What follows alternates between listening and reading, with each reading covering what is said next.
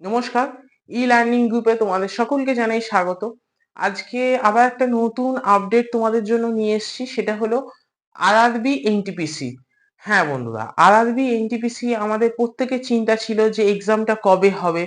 এবং আমি তোমাদের এর আগে একটা ভিডিওতেও বলেছিলাম যে আজকে যদি দেখেন পিএসসি পিআরবি যেভাবে এক্সামে একটা লং রান প্রসেস প্লাস দুর্নীতি, যার ফলে স্টুডেন্টদের মানে ভবিষ্যৎ নিয়ে ছিনিমিনি খেলা হয়ে যাচ্ছে।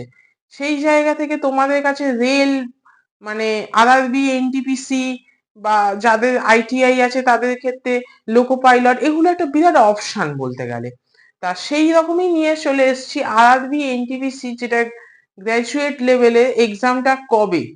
হ্যাঁ বন্ধুরা, ইতিমধ্যে আরআরবি থেকে তোমাদের একটা টেন্টেটিভ ডেট দেওয়া হয়েছে, সেটা হলো এক্সামটা হবে 5ই জুন থেকে 23শে জুন, মানে এই 15 দিন এক্সাম হবে।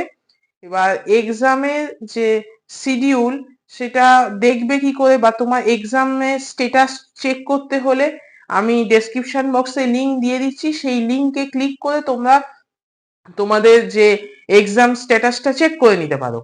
আর একটা কথা জানানো ছিল যে এক্সাম স্ট্যাটাসটা চেক করে নিলে যেদিন এক্সাম তার মিনিমাম 4 দিন আগে তোমরা আরআরবি এনটিপিসি তোমরা এই যে গ্র্যাজুয়েট লেভেলের অ্যাডমিটটা ডাউনলোড করতে পারবে।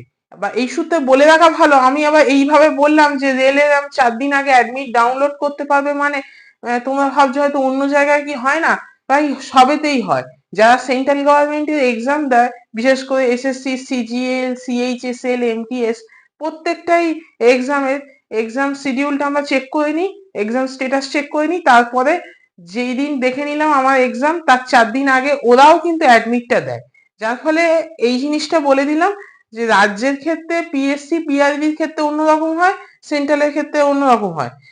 আর একবার বলে দিচ্ছি যে এক্সাম শিডিউলটা এখন আমি যে লিঙ্কটা দিচ্ছি সেখানে এক্সাম স্ট্যাটাসটা চেক করে নাও, আর যেদিন তোমার এক্সাম তার 4 দিন আগে অ্যাডমিটটা ডাউনলোড করে নেবে।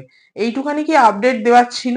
আর যদি আবার নতুন কিছু আপডেট পাই আমি আমার এই ইউটিউব চ্যানেলের মাধ্যমে জানিয়ে দেবো। আজ এই পর্যন্তই।